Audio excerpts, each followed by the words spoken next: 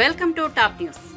TDP అధినేత చంద్రబాబు ప్రకాశం జిల్లా కేంద్రం ఒంగోలులో భారీ రోడ్ షో ప్రజాగలం సభలో పాల్గొన్నారు. ఈ సందర్భంగా ఆయన ప్రసంగిస్తూ రేపే ఎన్నికల ప్రచారానికి చివరి రోజు, అందుకు ఒక రోజు ముందరగా ఒంగోలు వచ్చాను, ఆశీర్వదించమని అడగడానికి వచ్చానన్నారు. మీ ఉత్సాహం చూస్తుంటే గెలిపిస్తామని గట్టిగా చెప్పే పరిస్థితికి వచ్చారని వ్యాఖ్యానించారు. ప్రజాగలం పరంపరలో ఇది 87వ సభ. రాష్ట్రమంతా తిరిగారు, ఎక్కడ చూసినా ఇదే స్పందన. మరో 2 రోజులు పోతే పోలింగ్ డే. ప్రజల్లో చైతన్యం రావాలి. గడిచిన 5 ఏళ్లలో మీ జీవితాల్లో ఏమైనా మార్పు వచ్చిందా? మీ ఆదాయాలు ఏమైనా పెరిగాయా? మీ ఖర్చులు తగ్గాయా? జీవన ప్రమాణాలు పెరిగాయా? ఈ దుర్మార్గుడు ఎన్నికల ముందు మీ దగ్గరికి వచ్చాడు, ముద్దులు పెట్టాడు. గెలిచిన తర్వాత బాదుడే బాదుడు, గుద్దుడే గుద్దుడు. అతడి దారి నుంచి ఎవరైనా తప్పించుకోగలిగారా అని ప్రశ్నించారు. రాష్ట్రమంతా తిరిగారు, ఎక్కడ చూసినా ఇదే స్పందన. ఇంకా 3వ రోజే, రేపు ఎల్లుండు చివరి రోజున పోలింగ్ డే. ఏం తమ్ముళ్ళు, 13కి సిద్ధమా మీరందరూ? అందుకే నేను ఒకటే అడుగుతున్నా, ఓటు పోయే మునుపు ఒక్కసారి మీలో ఒక చైతన్యం రావాలి. నేను అడుగుతున్నా, గడిచిన 5 సంవత్సరాల్లో మీ జీవితాలు ఏమైనా మార్పు వచ్చిందా? మీ ఆదాయాలు పెరిగాయా? మీ ఖర్చులు తగ్గాయా? జీవన ప్రమాణాలు పెరిగాయా? తమ్ముళ్ళు, దుర్మార్గుడు ఎన్నికల ముందు వచ్చాడు మీ దగ్గరికి, తల మీద చెయ్యి పెట్టాడు, జ్ఞాపకం చేసుకోండి. బుగ్గలు నిమిరాడు, జ్ఞాపకం చేసుకోండి. ముద్దులు పెట్టాడు, జ్ఞాపకం ఉందా మీకు? గెలిచిన తర్వాత బాధుడే బాధుడు, గుద్దుడే గుద్దుడు. అవునా కాదా? ఎవరికైనా ఎగ్జిబిషన్ ఉందా తమ్ముళ్ళు? ఈ దాడిలో ఎవరైనా తప్పించుకున్నారా మీరని అడుగుతున్నా. ఎన్ని అరాచకాలు! ఓసారి బాధ, ఆవేదన, కూల్చివేతలు, దాడులు, అక్రమ కేసులు, సెటిల్మెంట్లు. ఒకటి కాదు, నా జీవితంలో ఇంత అరాచకం ఎప్పుడూ చూడలేదు. ఈ సైకో సైకో సైకో మామూలు సైకోనే కదా, అహంకారి సైకో, ఒక విధ్వంసకారి సైకో. అవునా కాదా? ఎవరైనా పరిపాలన ఒక మంచి కార్యక్రమంతో ప్రారంభిస్తాడు. నేను కట్టిన ప్రజావేదిక జ్ఞాపకం ఉందా మీ అందరికీ? అక్కడే కలెక్టర్స్ కాన్ఫరెన్స్ పెట్టాడు. పెట్టి మీరందరూ చూడండి నేనేం చేస్తానని ప్రజావేదికను కూలుస్తున్నానని చెప్పి కూల్చిన వ్యక్తి ఈ సైకో. అక్కడి నుంచి నేను అడుగుతున్నా, ఎప్పుడైనా ఒక్క మంచి పని చేశాడా తమ్ముళ్ళు అని అడుగుతున్నా. నేను అడుగుతున్నా మీ అందరినీ, ఈరోజు ఈ ప్రభుత్వం వల్ల అన్ని విషయాలు నష్టపోయాం. కరెంటు ఛార్జీలు ఎన్నిసార్లు పెంచాడని మిమ్మల్ని అడుగుతున్నా. 8 సార్లు పెంచాడా లేదా? 200 రూపాయల కరెంటు ఛార్జీ ఇప్పుడు ఎంత? 1000 రూపాయలు అయిందా లేదా? ఏం చెల్లమ్మా, నీ కోపం వచ్చిందా? ఇంకా రాలా? ఆవేశం రాలా? మీ కుటుంబం గుల్లైపోయిందా లేదా? మీ ఆదాయం సగం కరెంటు ఛార్జీలకు పోయిందా లేదా? నేనున్నప్పుడు పెంచానా? కరెంటు కొరత ఉందా? అది సమర్థవంతమైన పాలన, సుపరిపాలన.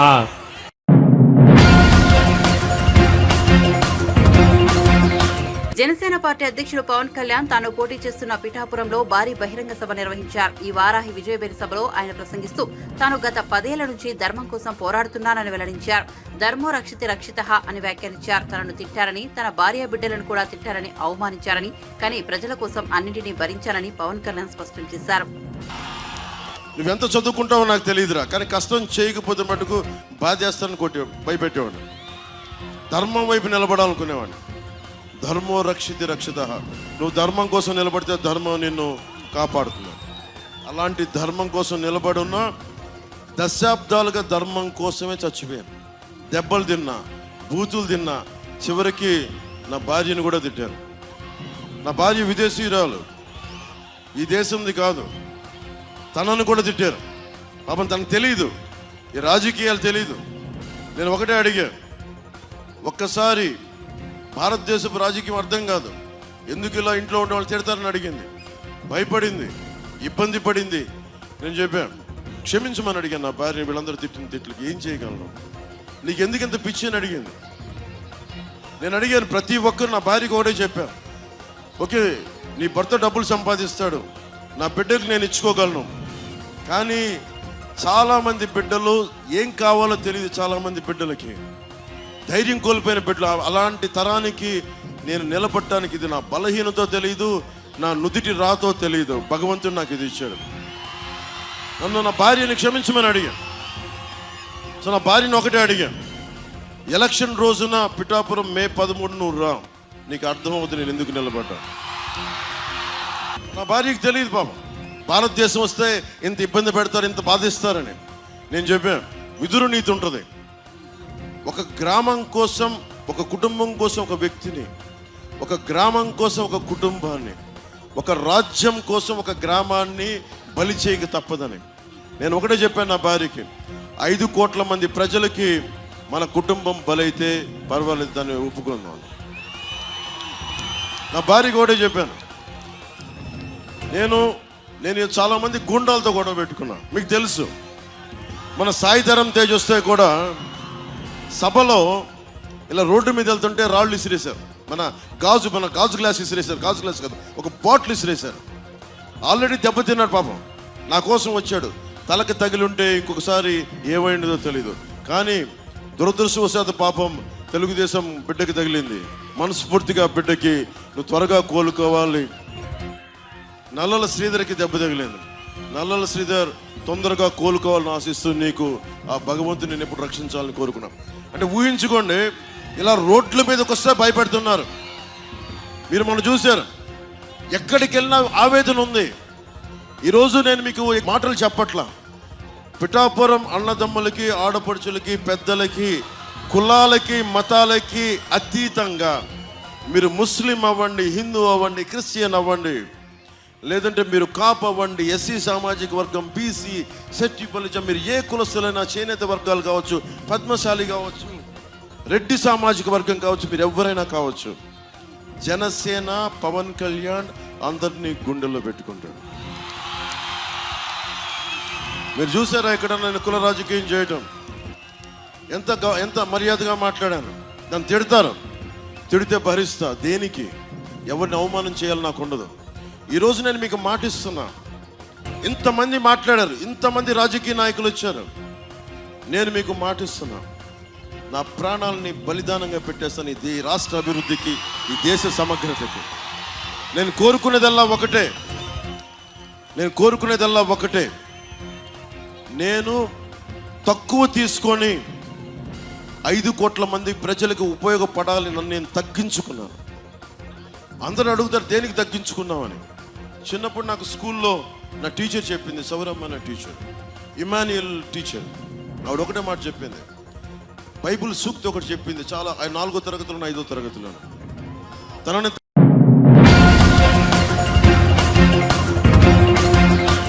బీజేపీకి 400 సీట్లు వస్తే పెట్రోల్ ధర 400 దాటడం ఖాయమని బీఆర్ఎస్ అధినేత కేసీఆర్ అన్నారు.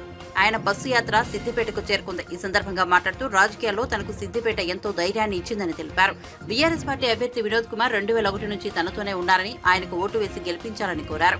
బీజేపీ పెట్టుబడిదారుల పార్టీ, ధనికుల పార్టీ అని విమర్శించారు. బీజేపీ ఎజెండాలో పేదల సంక్షేమం ఎప్పుడూ లేదన్నారు. రైతులు, చేనేత కార్మికుల గురించి ఆ పార్టీ పట్టించుకోలేదని ఆరోపించారు. నినాదాలు తర్వాత చెప్పుకుందాం. ఒక 10 నిమిషాలు మీరు నిశ్శబ్దంగా ఉండాలి. ఈ ఎన్నికల్లో 3 పార్టీలు మీ ముందర ఉన్నాయి. ఒకటి బీజేపీ, కాంగ్రెస్, బీఆర్ఎస్ పార్టీలు ఉన్నాయి.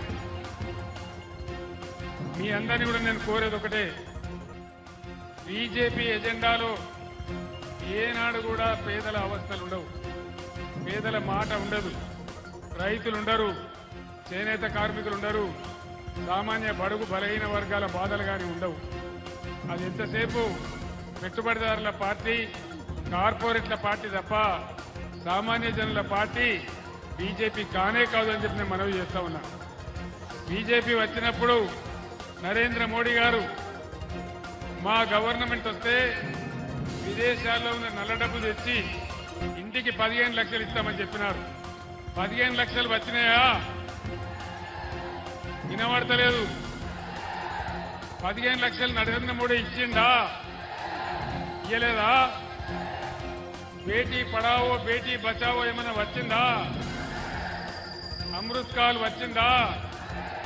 అచ్చే దిన్ వచ్చినాయా? ఏం రాలి, అంత పట్టిదే గ్యాసు ట్రాషు తప్ప ఏం లేదు. బీజేపీ వాళ్ళు చెప్తున్నారు అబ్కి బార్ 400 పార్ అని. 400 పార్ నిజమే. 400 పార్ ఏమైతుంది? పెట్రోల్ 400 పార్, డీజిల్ 400 పార్, కానీ నరేంద్ర మోదీ 400 పార్ కాదు అనే మనవి చేస్తా ఉన్నా. మీ అందరు నేను ఒకటే కోరుతా ఉన్నా, భారతీయ జనతా పార్టీ విద్వేషాలు నింపి ప్రజల మధ్య పగలు పెంచి దేశాన్ని చీల్చే పని చేస్తుంది తప్ప పేద ప్రజల గురించి, రైతుల గురించి, చేనేత కార్మికుల గురించి, పనిచేసుకుని బతికేటువంటి ప్రజల గురించి ఏ ఒక్క మంచి పని కూడా చేసే పార్టీ కాదు.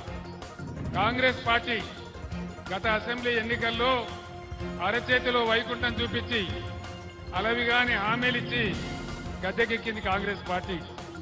ప్రతి ఇంటికి, ప్రతి మహిళకు 2500 ఇస్తామన్నారు. మహిళలకు 2500 వచ్చినాయా? రుణమాఫీ అయ్యిందా? రైతు బంధు అందరికి పడ్డదా? కరెంటు సరిగా వస్తున్నదా? కరెంటు కోతలు మళ్ళా మొదలైనయా? మన రంగనాయక సాగర్ ఎండబెట్టినరా? రైతుల పంటలు ఎండినాయా? అంటే ఇది పరిస్థితి. ఒకటే ఒకటి స్కీమ్ పెట్టిండ్రు, అది మహిళలకు బస్సు, అది టోటల్ గా ఫెయిల్ అయిపోయింది. ఒక సర్కస్ లాగా అయిపోయింది తప్ప ఎవరికి లాభం జరగలే. అందువల్ల మీ అందరినీ కూడా నేను కోరేది, అర్థం చేసుకొని వివేచనతోని మన రాష్ట్ర భవిష్యత్ కోసం, ఈ దేశ భవిష్యత్ కోసం ఆలోచించి ఓటేయాలి తప్ప ఓటు ఎప్పుడు కూడా ఆగమాగ వెయ్యకూడదు. ఏ ఒక్క హామీ అమలు కాలే, అవుతుందనే ఆశ కూడా లేదు. ఆ రోజు మనం 30,000 కోట్లు 2 దఫాలుగా రుణమాఫీ చేసినాం. ఈ ముఖ్యమంత్రి చెప్పినాడు, మీరు పరిగెత్తండి, లోన్ తీసుకోండి, డిసెంబర్ 9వ తేదీ నాడే 2 లక్షల రుణమాఫీ చేస్తామని చెప్పినారు. రుణమాఫీ జరిగిందా? ఏది కూడా జరగలే. 6 ప్రధాన హామీలతో పాటు 420 హామీలు ఇస్తే ఏ ఒక్క పని కూడా జరగలేదు. బీజేపీతో ఏ ఒక్క పని జరగలేదు. అదే బీఆర్ఎస్ ప్రభుత్వం ఉన్నప్పుడు అన్ని వర్గాల ప్రజలను కులము, మతము అనే తేడా లేకుండా ఒక కోడి తన పిల్లలను కాపాడుకున్నట్టుగా అందరినీ కూడా వెనకకి తీసుకొని మనం ముందుకు పోయినాం. అందరిని కాపాడినాం, పేదలను కాపాడినాం. పేదవాళ్లకు, మరి వృద్ధులకు 2000 రూపాయల పెన్షన్ ఇచ్చినాం. ఈ ప్రభుత్వం 4000.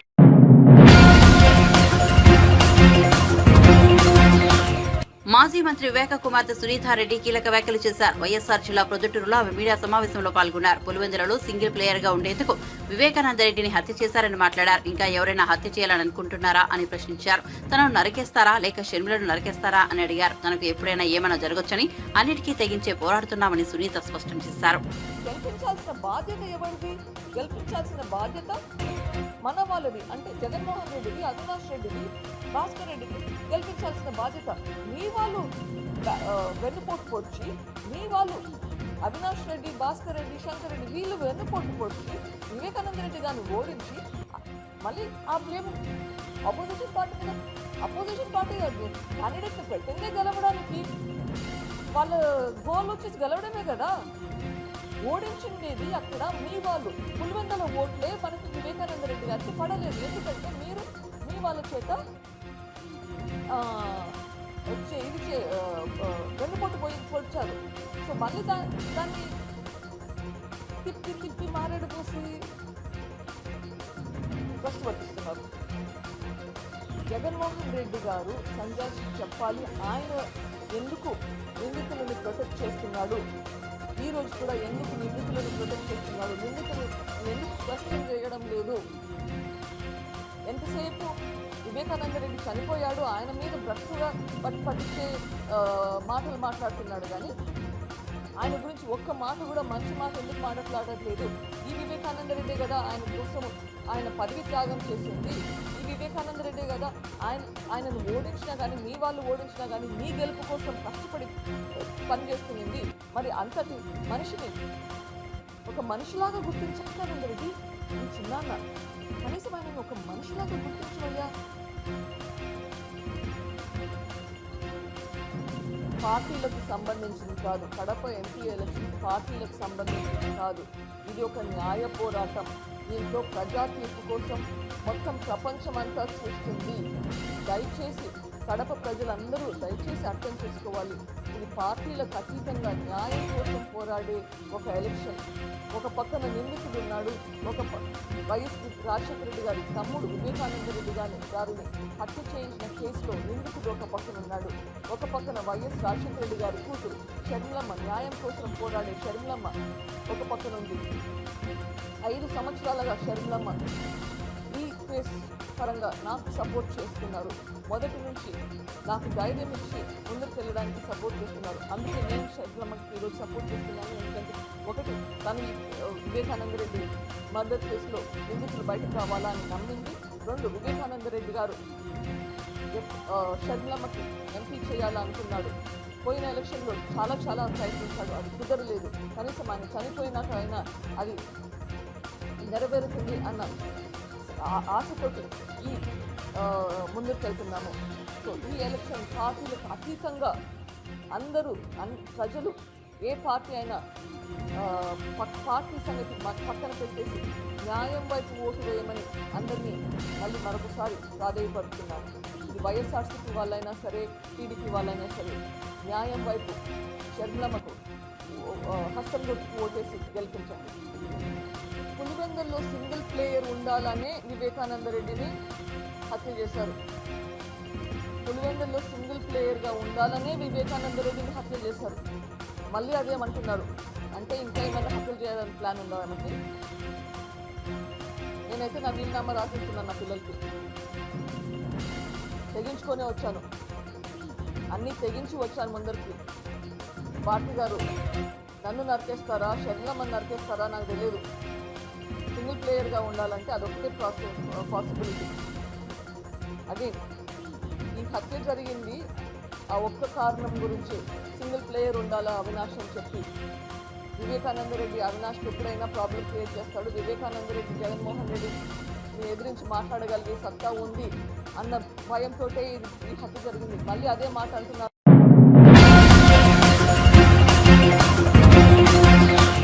ఏపీ అభివృద్ధి చెందాలంటే టీడీపీ అధినేత చంద్రబాబు అధికారంలోకి రావాలని సినీ నటుడు నారా రోహిత్ అన్నారు. శ్రీ సత్యసాయి జిల్లా పుట్టపర్తి నియోజకవర్గంలో పల్లె సింధూరారెడ్డికి మద్దతుగా ఆయన ఎన్నికల ప్రచారంలో పాల్గొన్నారు. అనంతరం విడుదలైన ప్రతినిధి 2 సినిమాను కొత్త చెరువు సందీప్ థియేటర్లో ప్రేక్షకులతో కలిసి వీక్షించారు. విధ్వంసంతోనే జగన్ పాలన ప్రారంభమైందని మండిపడ్డారు. వైఎస్ఆర్సీపీ పాలనలో రాష్ట్రం చాలా ఏళ్లు వెనక్కు వెళ్లిందని ఆవేదన వ్యక్తం చేశారు. అభివృద్ధి సంక్షేమం రెండు సమానంగా ఉండాలి. అభివృద్ధి చేసుకుంటే ఇబ్బంది, రాష్ట్రానికి సంక్షేమం ఒకటే చేసిన ఇబ్బంది. సో ఖచ్చితంగా రెండు సమానంగా చేస్తేనే ఈ రాష్ట్రం బాగుంటుంది అండ్ చాలా మంది అందరి జీవితాలు బాగుంటుంది, నెక్స్ట్ రాబోయే తరాల భవిష్యత్తు బాగుంటుంది. సో ఖచ్చితంగా మేనిఫెస్టో అమలు చేయగలుగుతారు తెలుగుదేశం పార్టీ. అంటే చాలా మంచి మేనిఫెస్టో అన్ని వర్గాల వాళ్ళకి అందరికీ సాయం చేయండి. 5 సంవత్సరాల్లో రాష్ట్రం చాలా వెనకబడిపోయింది. అది బేసిక్గా మనం అదే అంటున్నాం కదా, ఇందాక మనం తెలంగాణతో పోటీ పడతాం. కొత్త రాష్ట్రం అయినా సరే, క్యాపిటల్ లేకపోయినా సరే 2014 నుంచి 19. దాని 19 తర్వాత ఈ రాష్ట్రం ఒక క్యాపిటల్ లేకుండా, అసలు ఏ కొత్త కంపెనీ రాకుండా, ఎన్నో కంపెనీలు ఉన్న కంపెనీలు కూడా తరలిపోయే పరిస్థితి. సో ఈ ప్రభుత్వంలో చాలామంది చాలా రకాల ఇబ్బందులు పడ్డారు. అసలు మొదలెట్టిందే ఒక విధ్వంసంతో, ప్రజావేదికను కూల్చేయడంతో. తర్వాత ప్రతి ఒక్కరి జీవితంలో ఏదో ఒక విధంగా ఇబ్బంది పెట్టారు. లాస్ట్లో అయితే ల్యాండ్ టైటింగ్ అండ్ యాక్ట్ ఒకటి తీసుకొచ్చారు. దానివల్ల ప్రతి ఒక్కరు భయభ్రాంతులు గురయ్యారు. సో ఈ ప్రభుత్వంలో ఎవరూ ఆనందంగా లేరు. సో ఖచ్చితంగా ప్రజల్లో శ్రీకాకుళం నుంచి తిరగడం జరుగుతుంది. సో ఖచ్చితంగా ప్రజల్లో మార్పు కావాలి. చంద్రబాబు గారు అయితేనే న్యాయం చేయగలుగుతారు, ఈ రాష్ట్రాన్ని అభివృద్ధి పదంలో తీసుకెళ్తారు అని నమ్ముతారు. సో ఖచ్చితంగా చంద్రబాబు గారికి గెలిపిస్తారు. చాలా ఇంపార్టెంట్ ఈ సొసైటీ. ఎందుకంటే ఇప్పుడు ప్రభుత్వంలో ఏదైనా తప్పులు జరిగినా లేకపోతే ఏదైనా సరే ప్రశ్నించడానికి ఒక గొంతు ఉండాలి. సో ఖచ్చితంగా జర్నలిస్ట్ అనే అతని వల్ల సొసైటీ అనేది ఖచ్చితంగా ఒక సజావుగా సాగుతుంది. ఎందుకంటే ప్రశ్నించకపోతే ఎవరో ఇష్టరాజ్యం వాళ్ళది అయిపోతుంది. సో అండ్ ఈ పాత్ర పోషించడం చాలా ఆనందంగా ఉంది.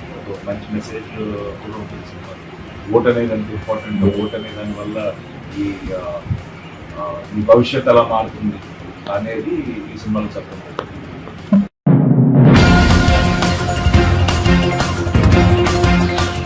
బాపట్ల జిల్లా అద్దంకి వైఎస్ఆర్సీపీ అభ్యర్థి పానెం హనిమిరెడ్డి వివాదాస్పద వ్యాఖ్యలు చేశారు. వైఎస్ఆర్సీపీకి ఓటు వేసిన వారికే తన సేవకుడని, వారికే సేవ చేస్తానని వ్యాఖ్యానించారు. ఇతరులకు ఓటేసిన వారు ఎవరూ తన వద్దకు రావద్దని హెచ్చరించారు. ఇటీవల సంతమాగులూరు మండలం కొప్పరంలో నిర్వహించిన ఎన్నికల ప్రచారంలో ఆయన చేసిన ఈ వ్యాఖ్యలు ఆలస్యంగా వెలుగులోకి వచ్చాయి.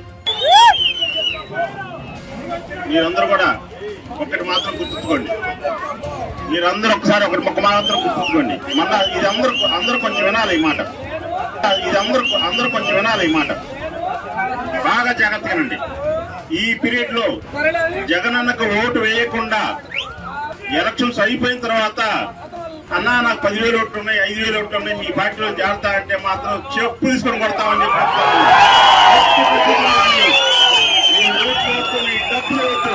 మాకు బాగా జాగ్రత్తగానండి. ఈ పీరియడ్ లో జగనన్నకు ఓటు వేయకుండా ఎలక్షన్స్ అయిపోయిన తర్వాత అన్నా నాకు 10,000 ఓట్లు ఉన్నాయి, 5,000 ఓట్లు ఉన్నాయి, మీ పార్టీలో చేరతా అంటే మాత్రం చెప్పు తీసుకొని కొడతామని చెప్పి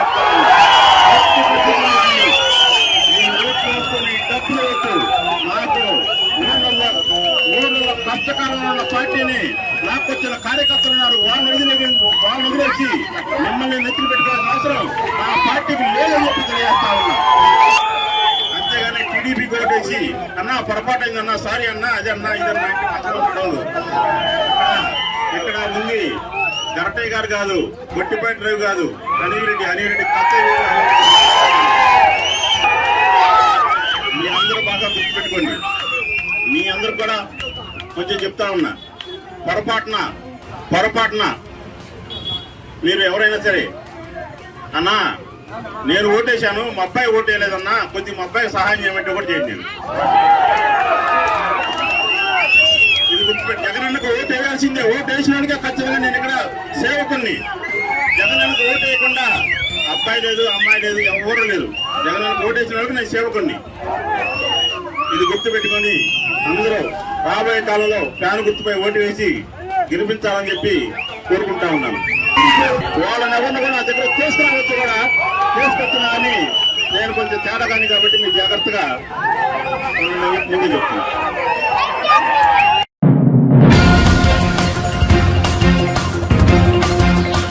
ఎమ్మెల్యే బాలకృష్ణ సతీమణి నందమూరి వసుంధర శుక్రవారం శ్రీ సత్యసాయి జిల్లా హిందూపురంలో వినూత్నంగా ఎన్నికల ప్రచారం నిర్వహించారు. ఆర్టీసీ బస్సులో ప్రయాణించి మహిళలతో మాట్లాడారు. టీడీపీ అధికారంలోకి రాగానే ఆర్టీసీ బస్సులో మహిళలందరికీ ఉచిత ప్రయాణం కల్పిస్తామని తెలిపారు. ఈ సందర్భంగా మీడియాతో మాట్లాడుతూ వైఎస్ఆర్సీపీ ప్రభుత్వం 5 ఏళ్లలో ఆర్టీసీ ఛార్జీలు పెంచి పేదలకు ఆర్టీసీ ప్రయాణాన్ని దూరం చేశారని విమర్శించారు.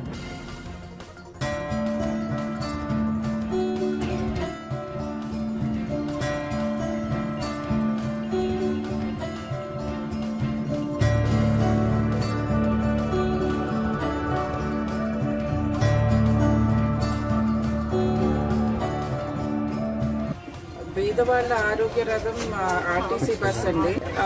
మన ప్రభుత్వం ఆర్టీసీ ట్రావెల్ ఫ్రీ చేస్తారండి. దానికోసం అవేర్నెస్ కోసం మేము ప్రయాణం చేస్తున్నాము. చాలా మంది విద్యార్థులు రోజు మార్నింగ్ ఈ బస్సులో వెళ్తారండి. వాళ్ళందరికీ సౌకర్యంగా ఫ్రీగా వాళ్ళ ఖర్చు లేకుండా పేదవాళ్ళ రథంగా చంద్రబాబు నాయుడు గారు వారికి ఫ్రీ బస్ ట్రావెల్ పెట్టారు. ఎస్పెషల్లీ మహిళలండి, మహిళలకు లేడీ అందరూ ఈ రథంలోనే ప్రయాణం చేస్తారు. వాళ్ళందరికీ సౌకర్యంగా ఉండాలని చంద్రబాబు నాయుడు గారు గ్రహించి ఫ్రీ బస్ ట్రావెల్ పెట్టారండి. ఈ గవర్నమెంట్లో లాస్ట్ 5 yearsలో 3 సార్లు ఆర్టీసీ బస్ ఛార్జెస్ పెరిగాయండి. ఇది చాలా కష్టంగా ఉంది బీద వాళ్ళకి. అందుకని ఫ్రీ బస్ ట్రావెల్ పెట్టారండి మహిళలకి. మా స్టూడెంట్స్ అందరూ చాలా ఇబ్బంది పడుతున్నారండి. వాళ్ళకి చాలా ఖర్చు అవుతుంది. సో అక్కడి నుంచి గ్రామాల నుంచి వచ్చే మహిళలు, విద్యార్థులు వాళ్ళందరికీ సౌకర్యంగా ఉండాలని ప్రతి పల్లె నుండి ఈ ఫ్రీ బస్ ట్రావెల్ పెట్టారు.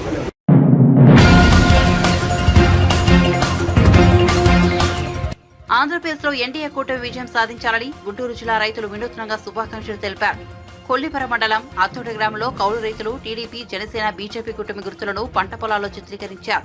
గోంగూర నారుమడితో సైకిల్, గాజు గ్లాసు, కమలం గుర్తులను రూపొందించారు. ప్రతి చేతికి పని, ప్రతి చేనుకు నీరు అనే కూటమి నినాదాన్ని కూడా అందులో పొందుపరిచారు.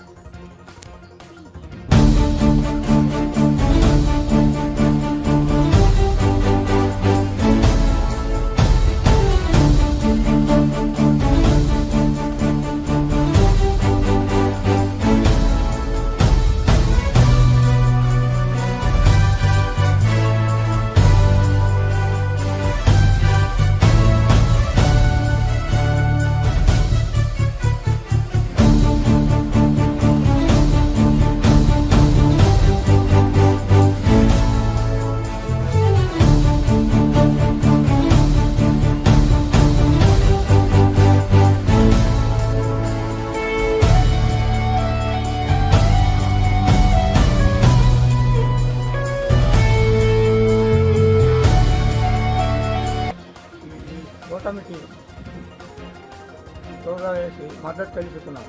ఎందుకంటే ఆయన ప్రతి చేనికి నీళ్ళు, ప్రతి చేతికి పని, ఈ కాన్సెప్ట్ మాకు బాగా నచ్చి మేము రైతులం, మా రైతుల ద్వారాగా మేము ఏ ఇవ్వాలో, ఎట్లా మద్దతు ఇవ్వాలో అనే ఆలోచనతో ఈ గుర్తులు వేసి కూటమికి మేము మద్దతు చేస్తున్నాం.